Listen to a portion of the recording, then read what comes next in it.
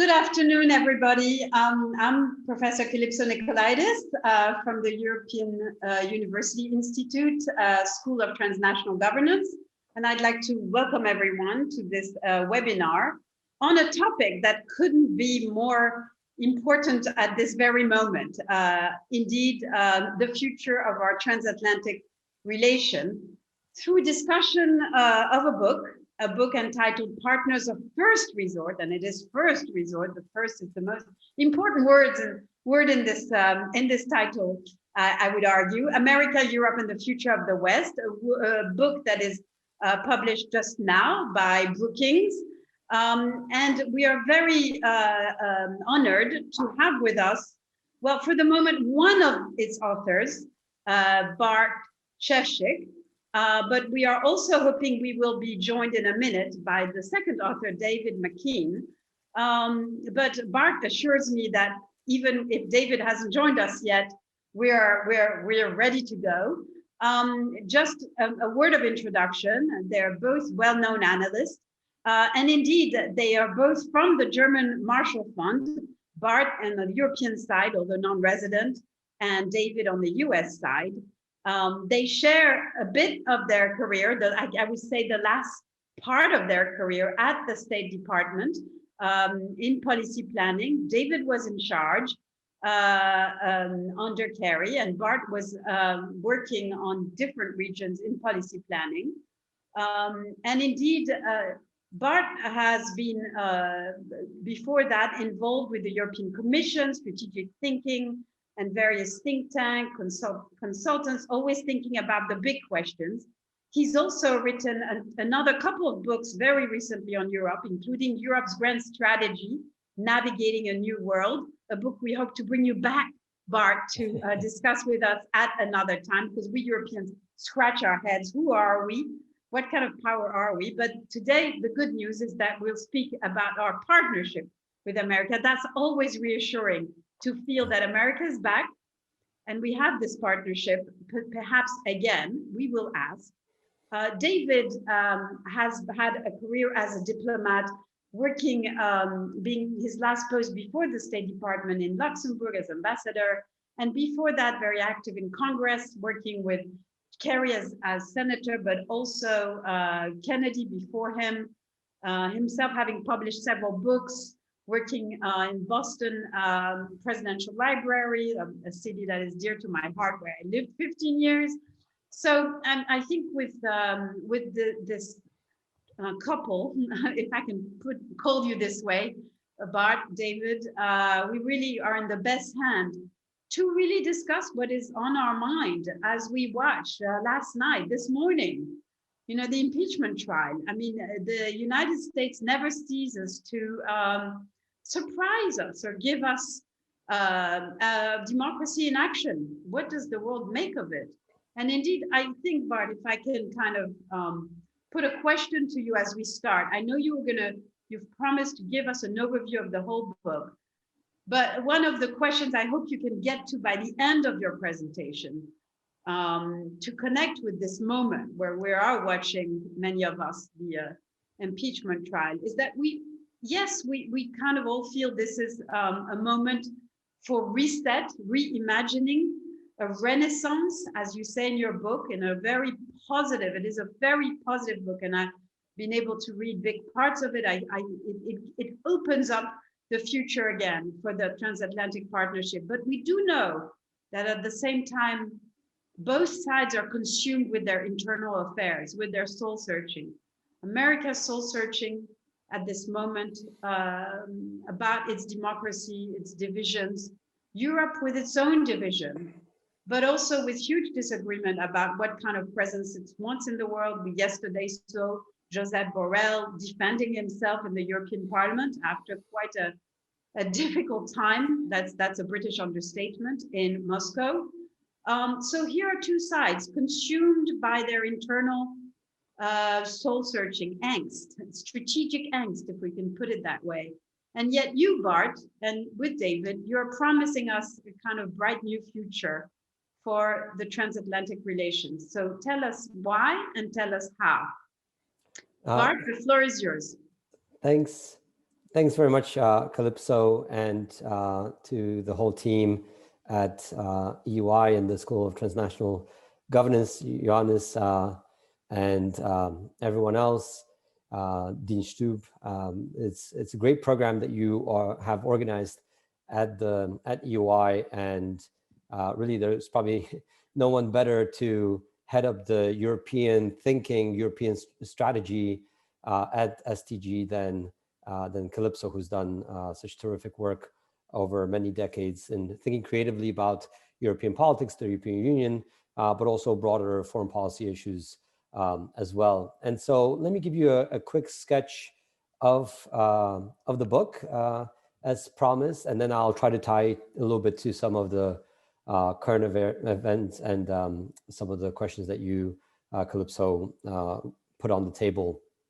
You know, if you look at the cover of our book, in the middle, there's a picture of a big blue sky. And I hope that sets a little bit the mood for our argument and also the scope of our argument, which is that, you know, in some ways, our book is a long version of what's known as a blue sky memo in US foreign policy circles. And a blue sky memo in government is supposed to be something that's relatively ambitious, perhaps even visionary, looking, you know, over a several-year time horizon, but is still practical and realistic enough so that if enough political will is behind the ideas set out in the memo, that they can be actually implemented. And so the book is a longer version of this type of approach.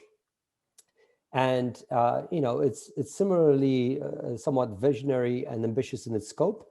But even if you don't agree with the whole argument, I hope it opens up everyone's sort of intellectual aperture and thinking about the underlying issues, because there are a lot of difficult issues that both Europe and the United States have in front of us.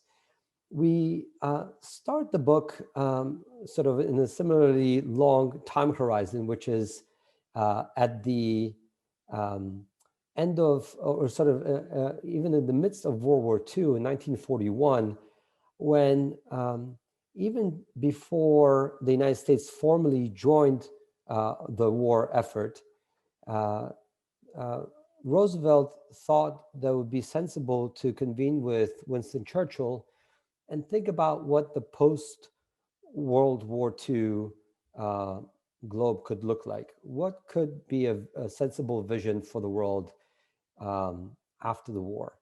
And they encapsulated their thinking in what became known as the Atlantic Charter. And the Atlantic Charter was, you know, essentially a bedrock document encapsulating a number of principles that then became the foundation for things like the United Nations, the North Atlantic Treaty Organization, in some ways, even the European communities, and subsequently the European Union. I don't want to overdraw the connections, the historical connections, and I'm sure for the historians in the room, you'll be able to point out how detached the document is from some of the subsequent institutional developments.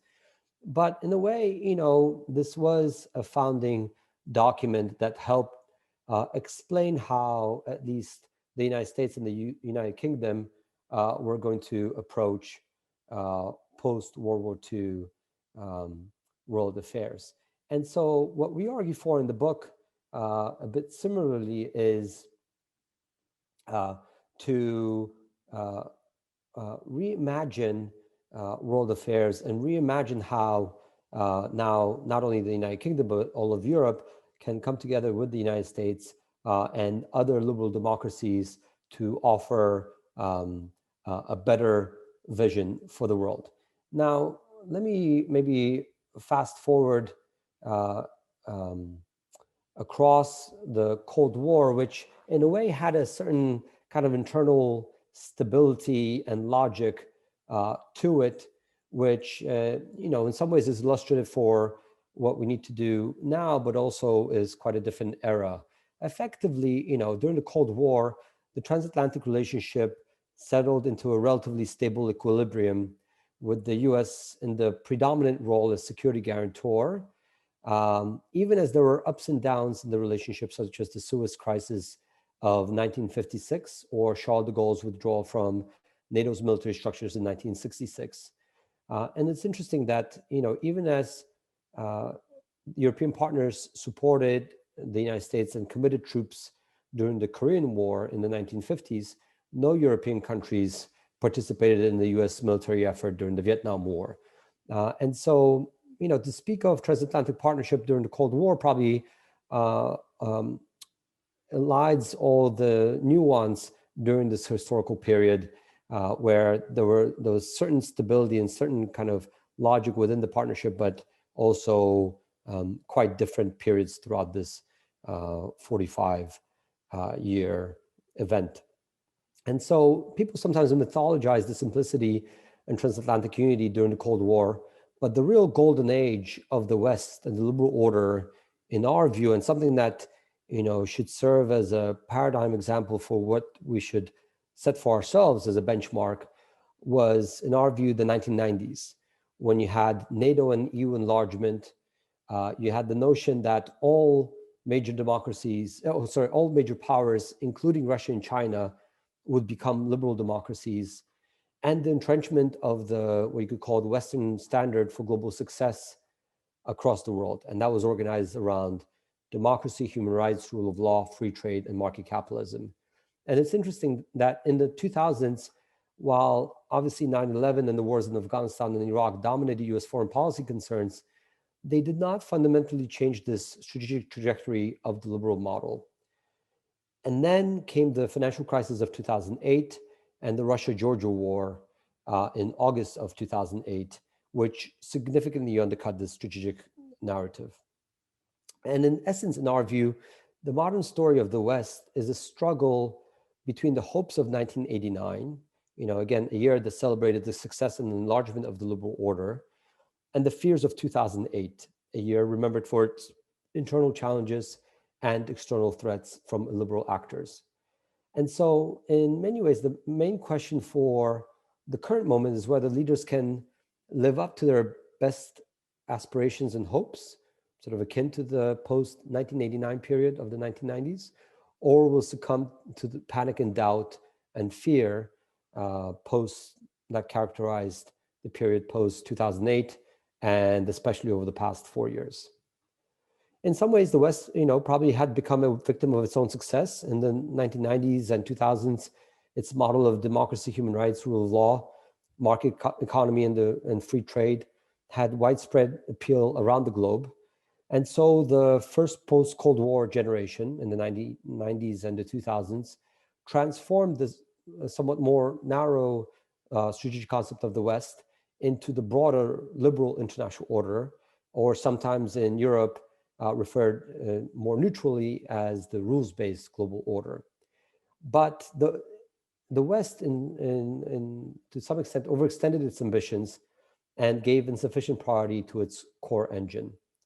And so now, fast forwarding a little bit to the Obama administration, while President Obama sought to build a more equitable partnership with Europe, and you saw numerous transatlantic summits and meetings in the first 3 years of the Obama-Biden administration, the main diplomatic action and concrete achievements occurred elsewhere.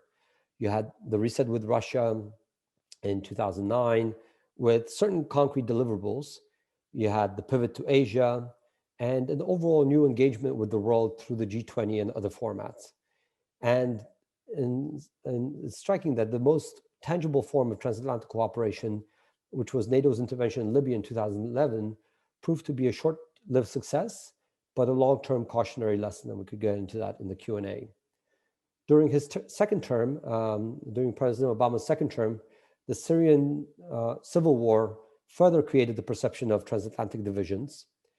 And yet by 2014, you had a cascade of crises: Russia's aggression in Ukraine, ISIL's terrorist attacks throughout Europe, and mass irregular migration due to the Syrian conflict that crystallized the need for transatlantic cooperation. And so, notwithstanding President Obama's overall popularity among Europeans since the beginning, since the hundreds of thousands of European citizens showed up to his campaign rally in 2008, And to current day, whenever President Obama comes to Europe, he's immensely popular both with citizens and with leaders. In fact, during his administration, transatlantic achievements were increasingly difficult to distinguish from global achievements, ranging from nuclear nonproliferation to climate change. And the only distinctly transatlantic project, the Transatlantic Trade and Investment Partnership, was not successful. And those things that were successful, such as NATO's enlargement to Montenegro, did not really compare in significance to the expansions of the 1990s or 2000s. And so as this transatlantic partnership became more equitable, it also made it more possible that the two sides could drift apart. And so for all their personal affinity for Obama, Europeans are more likely to recall the reset with Russia, the red line in Syria, or the pivot to Asia as the main policies that affected them, rather than any of the global successes. Now, reviewing briefly the past 4 years, and I'll say briefly because, in our view, there's not all that much that remains from the Trump foreign policy record. But, in effect, there was a lot of up and down, quite chaotic and arbitrary approaches to foreign policy decision-making in a way that really belied the notion of foreign policy, let alone something that could be characterized as strategy or grand strategy. In many respects, the Trump administration just made too many incoherent decisions day after day, hour after hour, that canceled each other out, that pointed in conflicting positions. That was quite incoherent, so that it was very difficult to really speak of any underlying strategy and any underlying foreign policy. But of course, even if you don't have an overall policy or strategy, you can do quite significant damage through the instability and through the kind of aberrational statements. And there was a lot, that was on record over the past 4 years that was quite damaging to the transatlantic relationship. President Trump apparently appointed an ambassador to the EU with the mandate to, quote unquote, destroy the EU. During Trump's campaign, he described NATO as obsolete, to then reverse himself once he came to office. But his commitment to NATO was throughout the 4 years very questionable, and it was quite unclear how committed he was to collective defense and to Article 5's ironclad guarantee that the US would have NATO's back and vice versa. And of course, you could also point to all the discussions and conversations between Trump and Russian President Vladimir Putin. A lot of those transcripts were not disclosed. The readouts were not fully transparent. And so it was unclear exactly what was discussed and what was agreed upon between the two leaders. And so there was a lot of damage done over the past 4 years, and it will take quite significant concerted effort to recover from this period. But with the current Biden-Harris administration, in what could be potentially the most transatlanticist US administration in decades, Europe and America have finally an opportunity to come together and meet some of their common challenges. And in our view, and let me just sketch out some of our more forward-looking analyses and recommendations. In our view, essentially the road to foreign policy success for both sides, for the United States, whether in confronting Beijing, Moscow, COVID, or ISIS, leads through synergy with Europe, and the same applies vice versa. For Europe, we think that the road to success is through synergies with the United States. And with leaders of good faith and good intentions on both sides, we think that's quite an opportune time to seize the moment and to try to build something that's even better than prior generations handed down to us. Now, as Calypso pointed out, reinvigorating and reinvigorating and reimagining the transatlantic relationship will be an uphill battle because there is a plethora of competing priorities, both internationally as well as domestically. In the United States, there are a number of domestic priorities, and in Europe as well, and probably an overriding priority for both sides as well as for the rest of the world is dealing with the COVID pandemic. But nonetheless, we think that increased cooperation between the two sides can yield some concrete results. And so how do we foster or facilitate that increased cooperation, and what issues? And let me sketch out our couple of ideas.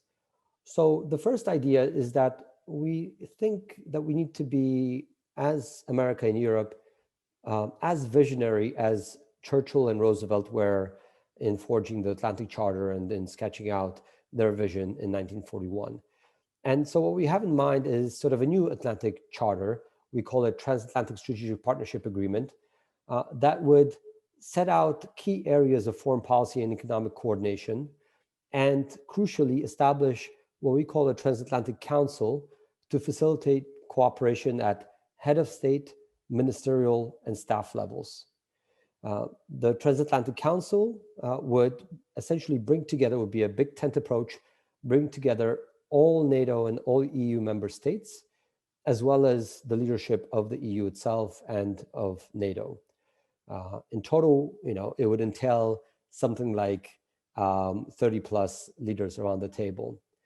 And we think that this big tent approach is crucial because the agenda is just so broad that it needs all the participants in the room to be able to bring their efforts to bear. Now, ultimately, none of this type of cooperation will be on autopilot, and a lot of work will be necessary to build back better after the past 4 years. And ultimately, perhaps even more important than negotiating a new text or establishing novel structures will be the psychological impact of restoring the old ethos that characterized the West. The instinctive muscle memory of relying on each other as partners of first resort has atrophied within the transatlantic community over the past 4 years. And some of that corrosion persists to this day. Now, as Calypso very crucially pointed out, our vision is partners of first resort, not only resort. And what we have in mind here is a very open system that would also bring in other partners such as Australia, Japan, and South Korea, other liberal democracies around the world that are committed to similar goals as Europe and the United States, and also can bring resources to bear to address global problems. But we think that the transatlantic partnership is key because in some ways, what we have in mind here is how EU policymaking is driven. EU policymaking relies to a large extent on leadership from the large member states, from Germany and France in particular. And when those two come together, overall the EU is quite effective at getting things done. When you don't have agreement between France and Germany, then it's difficult to get anything accomplished. And so likewise, what we have as our vision for the liberal order or the wider West is inclusion of all the partners that we had mentioned, but with leadership from Europe and America. Now, let me just close with a couple of quotes just to show that, this phrase, partners of first resort, is not just some concoction in our minds, but something that's quite palpable in the political world. It actually is drawn from a speech by President-elect, or President Biden, from 8 years ago when he was vice president in the Obama administration, when he gave a speech at the 2013 Munich Security Conference describing Europe as the cornerstone for America's engagement with the world, and describing Europe as America's indispensable partner of first resort. And similarly, the EU's HRVP, Josep Borrell, stated to the European Parliament a few weeks ago that the EU and the United States are and will remain key strategic partners of first resort. And so this vision, I think, can serve as a common ground to build off in terms of some concrete initiatives and concrete deliverables for the two sides. Now, again, this is not going to be on autopilot, and there are debates both in Europe and in the United States in terms of other priorities, other organizing principles. But we think that this is, to be sure, without its downsides, but this is the best realistic vision for the two sides and for the world. And now let me turn it back over to Calypso and to your questions.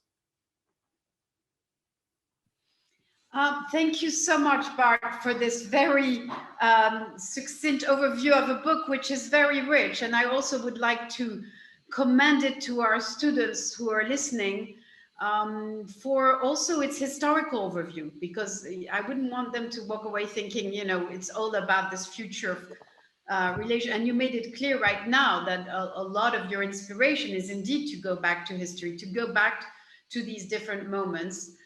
Post-war, but also 89, 2008, the ups and downs, as you said yourself. This is not just a kind of a golden view of the past. The past had its difficulties and tensions in the West.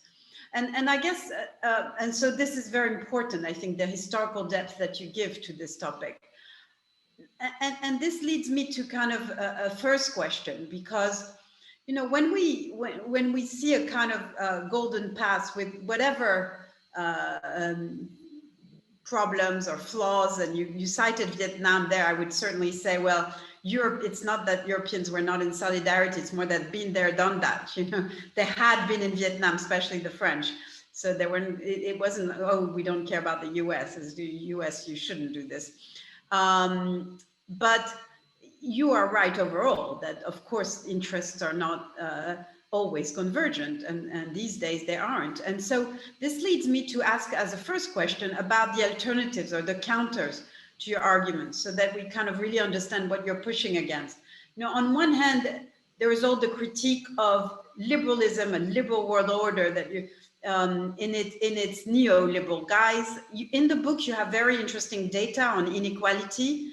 And so how do you detach or separate, you know, the liberal and liberal world order that you're trying to restore, and the neoliberal, or the flaws of liberal and flaws of liberal capitalism in your argument, if you can show that? So that's on one side, the kind of socio-economic kind of infrastructure of the liberal world order, inequalities within countries, including the United States, of course, which gave us Trump in part. And of course in Europe too, but of course between countries. And we know that with COVID, they're becoming worse. So partly the world may ask, hey, Bart, you know, COVID makes your argument harder. Yeah, it shows we need to cooperate on vaccines or whatever, but it shows that we are a world that is increasingly unequal, and liberalism doesn't help us there. So that's one kind of counter.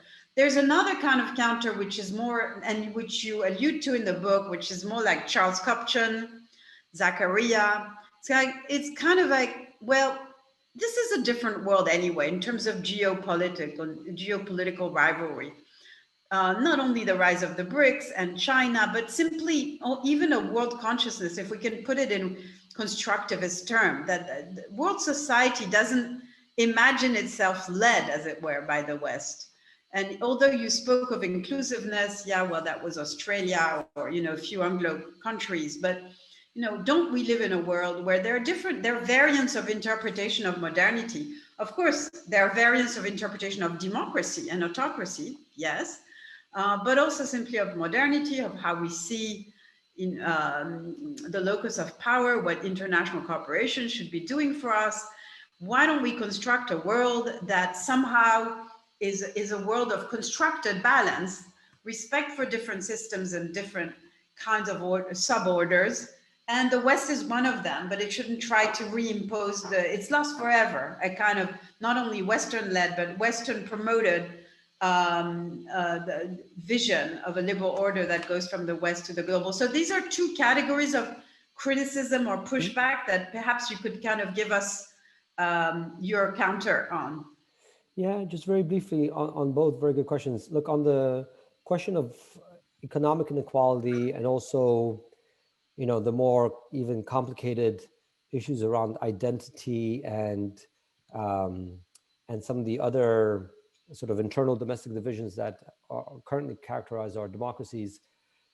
this is something that has been overlooked in foreign policy debates, quite unfortunately. And you're right that not only did that sort of oblivion or lack of full appreciation of the domestic foundations of foreign policy consensus give us Trump, but they also led to things like Brexit and other events.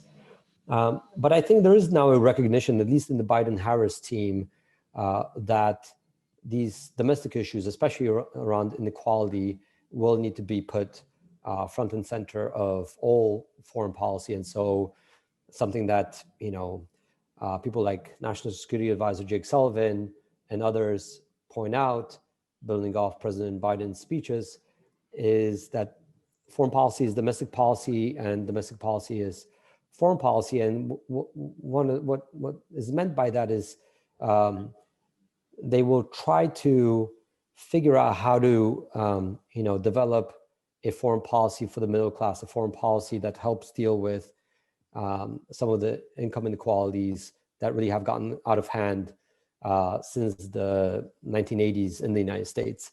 And you could, we have those statistics in our book, and you see that the rates of inequality in terms measured by Gini coefficients just skyrocket in the United States since the 1980s.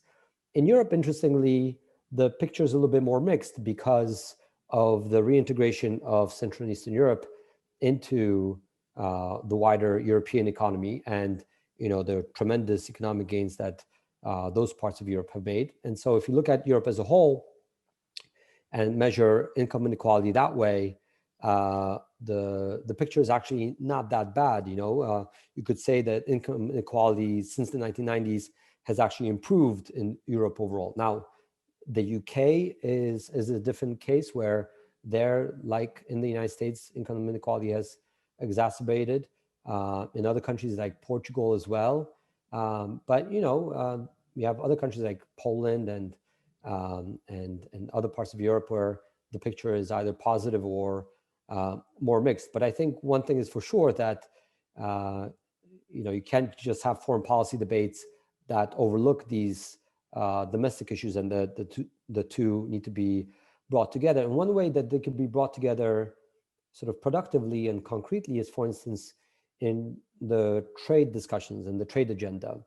International Economics 101 tells you that because of the theory of comparative advantage, free trade is supposed to be, a win-win proposition, because it's better for both countries to sort of specialize in those areas that they're comparatively more productive at, and sort of the overall material pie grows and everyone can benefit from that perspective. But of course, that elides the domestic distribution of benefits and costs within each country.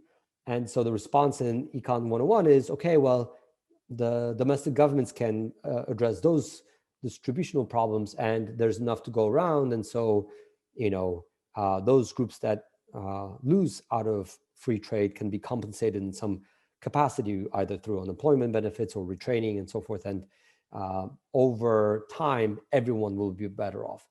And of course, that's not how it plays out in practice. International trade deals are negotiated and finalized on their own tracks. And then you may or may not have domestic unemployment programs and retraining programs and other domestic measures that help those groups that lose out in free trade. And so in Europe, I think that social protection mechanism, that those measures to make sure that even those groups that in the near term lose out of free trade overall can still benefit in the material gains that the country enjoys.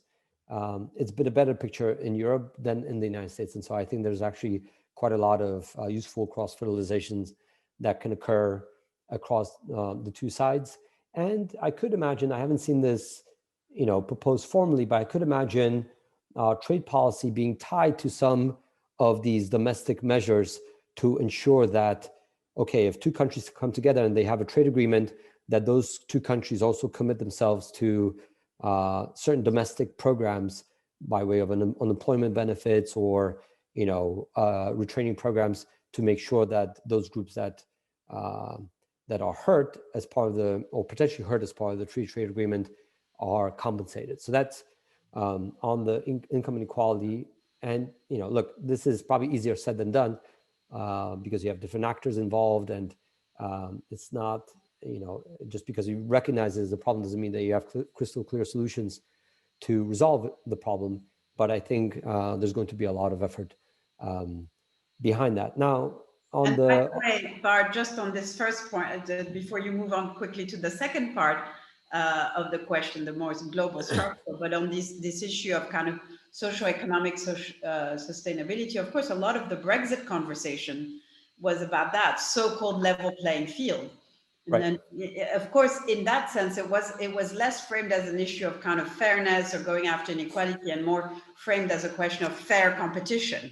So, and maybe that's a problem, by the way, to frame these issues in that way in terms of fair competition, because when do we know if competition is fair or not? The global south doesn't like that frame because that's their only comparative advantage. Right. On the other hand, it's fair enough to use it. But of course, this is going to, I completely agree with you that this is going to be the place to go. I mean, we saw the conversation in Brexit. We're starting to see it indeed in WTO. And it will be interesting to see the extent to which, the transatlantic relationship pays attention to building, this kind of fairer system, more entrenched, socially entrenched system, embedded system through the WTO. So, I mean, this is just to reinforce your point, and sorry to have interrupted, because I know you're moving on to the second part of my pretty big question. So no, look, just to kind of wrap up this point, the main argument is that it can be done because Europe has done it. Europe has enjoyed the benefits of globalization and free trade and so forth, while maintaining good levels of income equality. And there are lots of, that doesn't address all issues, because obviously there are lots of other divisions within Europe around identity and sovereignty and language and so forth. So just because we deal with one potential element of division doesn't mean that you address everything, but it goes a long way. Now, on the broader question around COVID and other global concerns, look, I think COVID is the perfect example of how we need to work together more effectively and faster.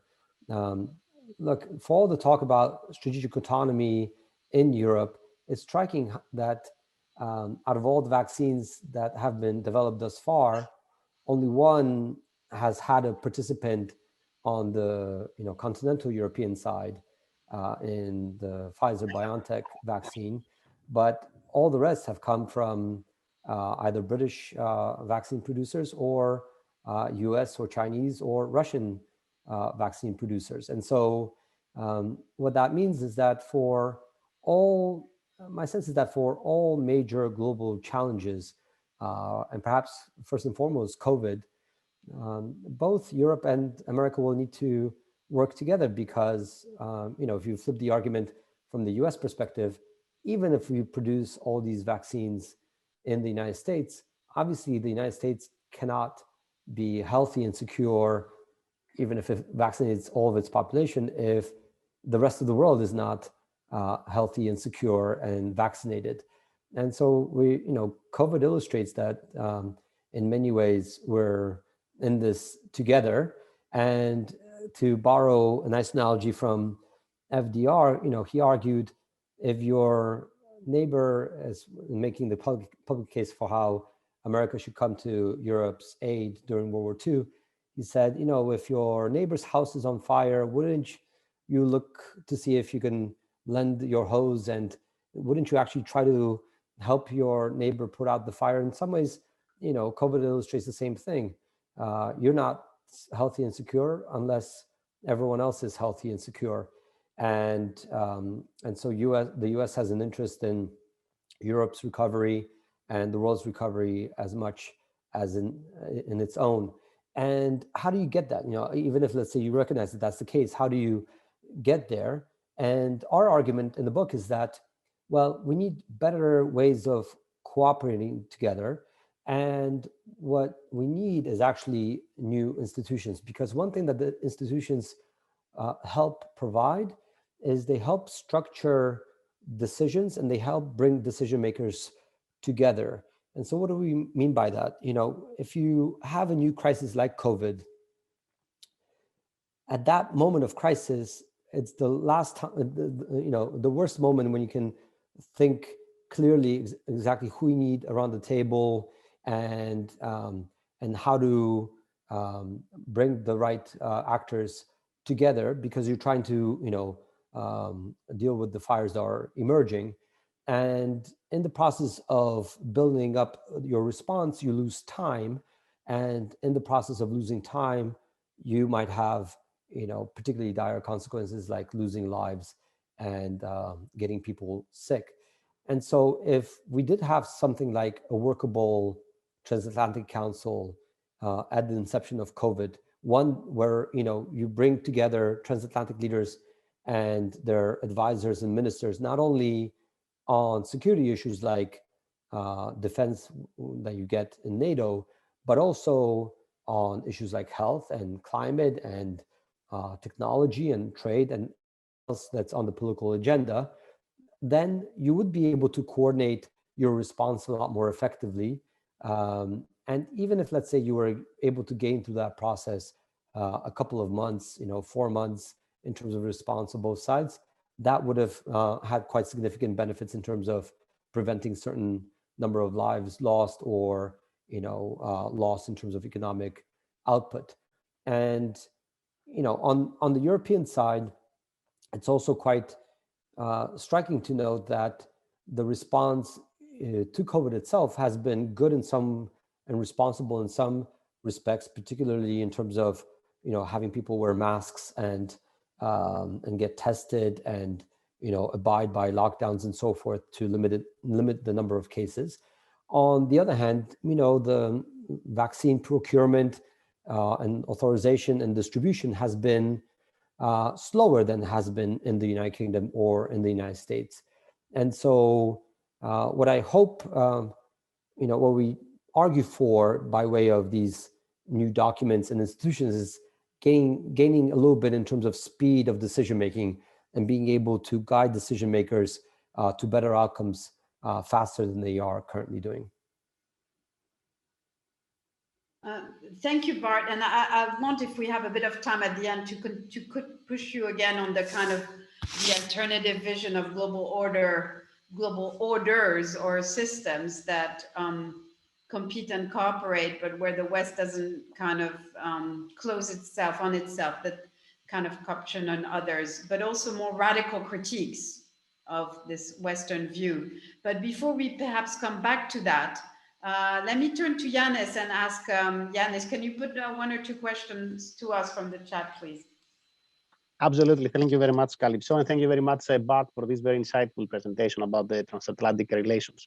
So we do have one question, and I'm just actually reading from the chat.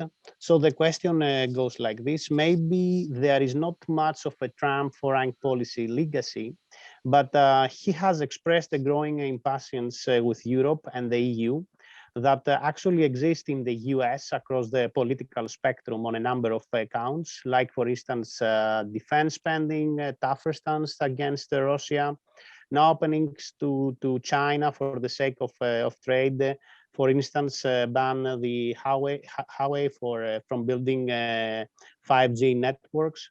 So the question is actually, what are the steps that Europe should, or the European Union should take to demonstrate its own renewed commitment to transatlantic partnership? Great question. But let me just, if I may, push back a little bit on the factual premise, which is that there was something productive that came out of Trump's critique. There was a lot that came out of the administration, but, you know, even on European defense spending, probably the most vocal issue that the Trump administration focused on, you know, the claims weren't new. This argument dates back to the Eisenhower administration. these arguments were typically communicated more effectively in diplomatic circles and more privately, and with greater effect. So where actually you saw marked increases in European defense spending was in 2014 after the Wales summit. In fact, not really as a consequence of President Obama's overtures, but in response to Vladimir Putin's annexation of Crimea and invasion of Eastern Ukraine, where European leaders realized that they needed to commit more resources to defense as part of the global overall collective defense system within NATO. And those increases continued the same way into the Trump administration. They did not increase any further just because of Trump's bombastic claims to do so, and again, he was all over the place. He said, "Oh, you have to meet these commitments, not by 2024, which was set out by under the Wales Declaration, but now by 2017 or 2018, or it's not 2% of GDP, but 4% of GDP." All these things were all over the place without any underlying rationale, and ultimately with no effect. Essentially, European leaders listened politely and did as they did before, which was to gradually increase defense spending, just as they did in the last 2 years of the Obama administration. On Russia, look, the administration luckily had a number of officials who were clear-eyed about Russia, primarily with people like Fiona Hill, who was Senior Director for Europe and Russia Affairs at the NSC, but especially because of people in Congress, and Congress really drove the effort in support of a strong sanctions policy against Russia, and not in support of the Trump administration's policy, but in lieu of the Trump administration's policy, because Trump's preference was a very weak-kneed position towards Russia, and in a way that President Biden has described recently as being rolled over. And so in some ways, those 4 years, the past 4 years of the US president being pushed over by Vladimir Putin are now turning into the years when the United States is going to push back against Russia's assertiveness across a number of different issues. And we could go down the line where the record is quite poor, and probably the closer you search, the poorer the record turns out to be.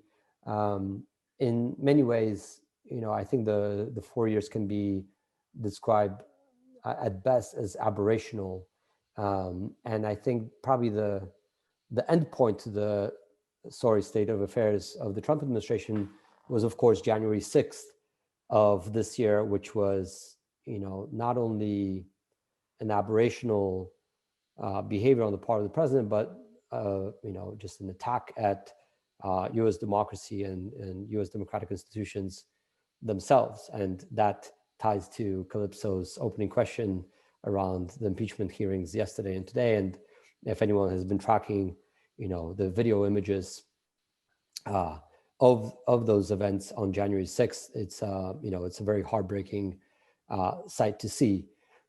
Maybe let me just come back briefly to Calypso's critique or reference of critique from Zakaria and Kupchan. I don't know Zakaria, but respect him very well and listen to his GPS program every single weekend. I do know Charlie Kupchan and also respect him very well and consider him a friend. And so let me just make polite disagreements with their very well articulated views, and point out that for all the talk of Western decline and the rise of the West and rise of Asia and so forth, the picture is actually a little bit more complicated. And even for the United States, if you look at sort of the underlying material resources that the United States has at its command, the picture is actually better now than it was in 2010. In 2010, the United States had represented something like 23% of global GDP, and now it represents something like 25% of global GDP. For the EU, it's gone down a little bit. But the most important thing is if you look at not just the United States, but the United States and the wider West, sort of the US, EU, Canada, Japan, Australia, and South Korea. If you bring together all these countries, the wider West, as we call it, you will see that we actually command 54% of global GDP, over 54% of global military spending, and also represent nearly 4 times the global average in terms of GDP spending, GDP per capita. And that picture actually compares very well to the way it looked in 1945 or 1950 or subsequent decades.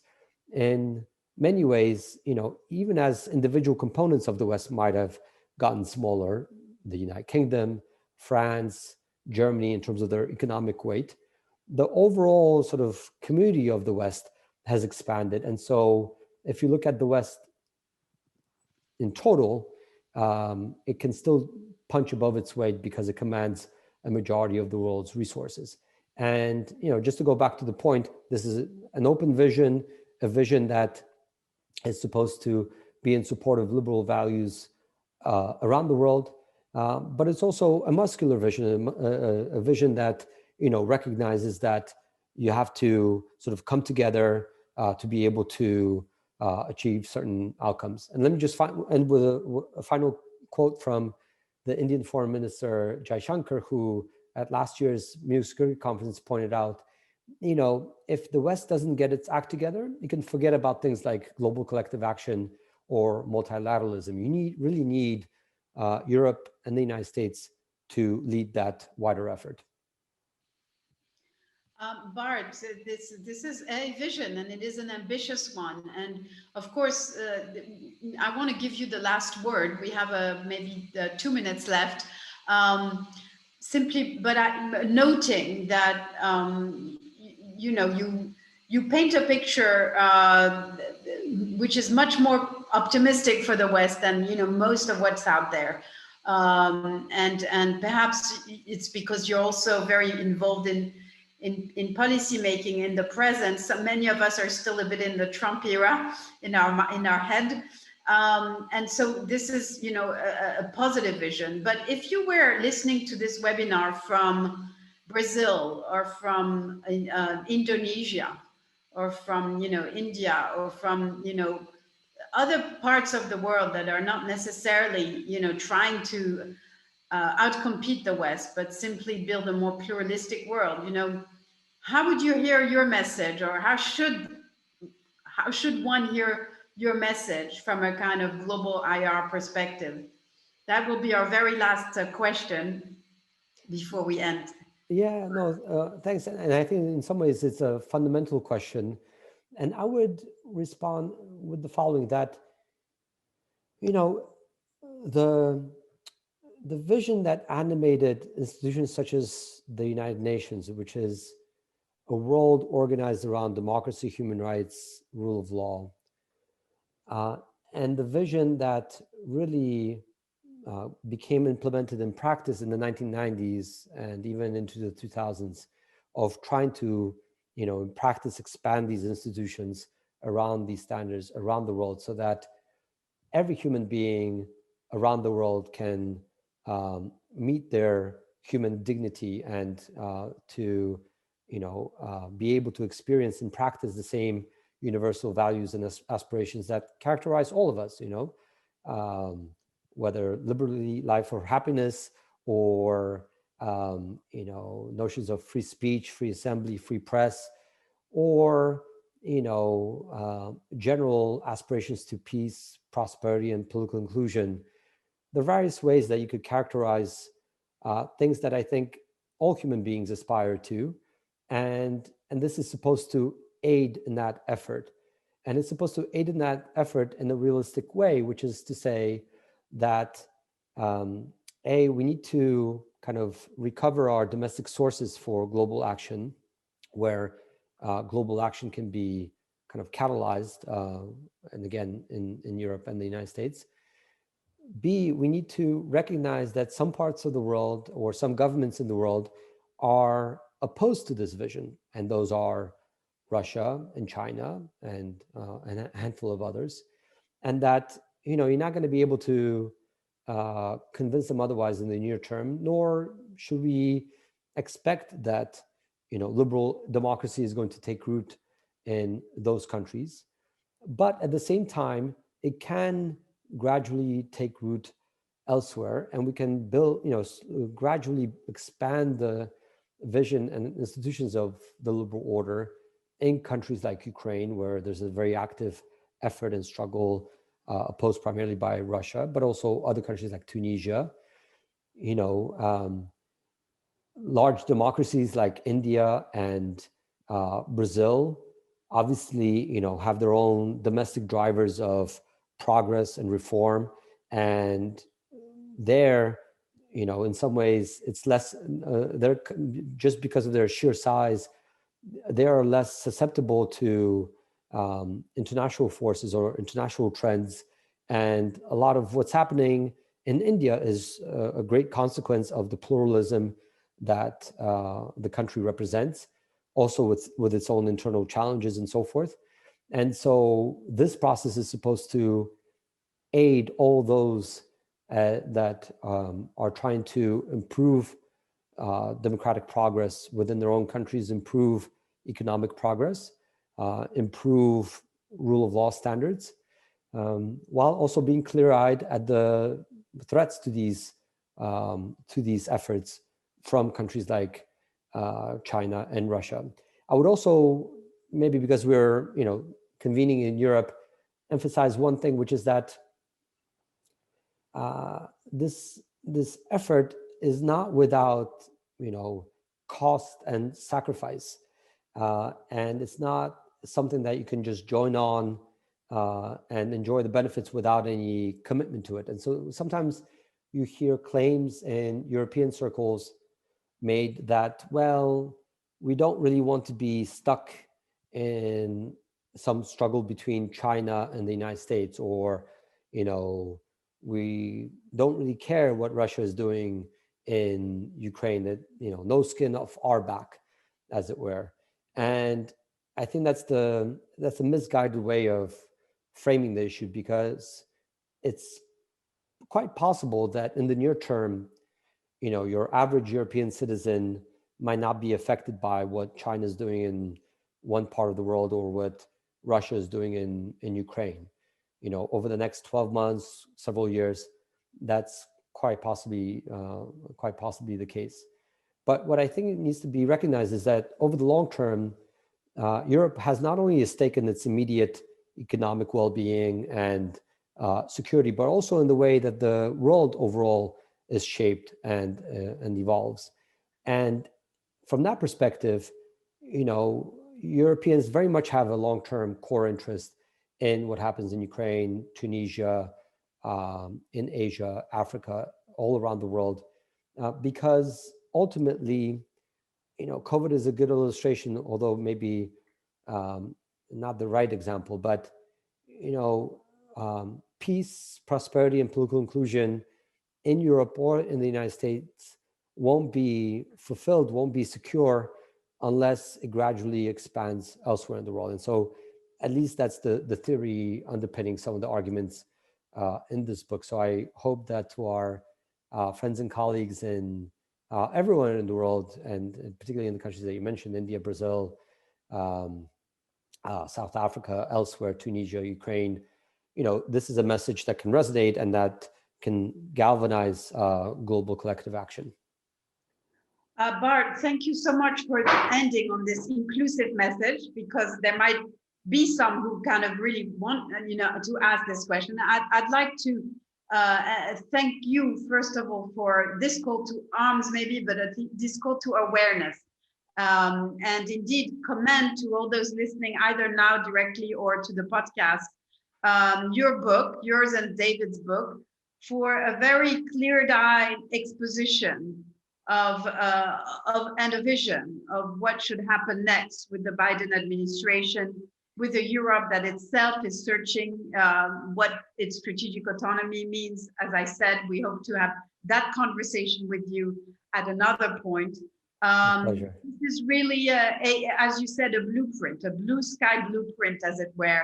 So very, very blue with us, green too. But in any case, it is really a book that I commend to everyone. I recommend.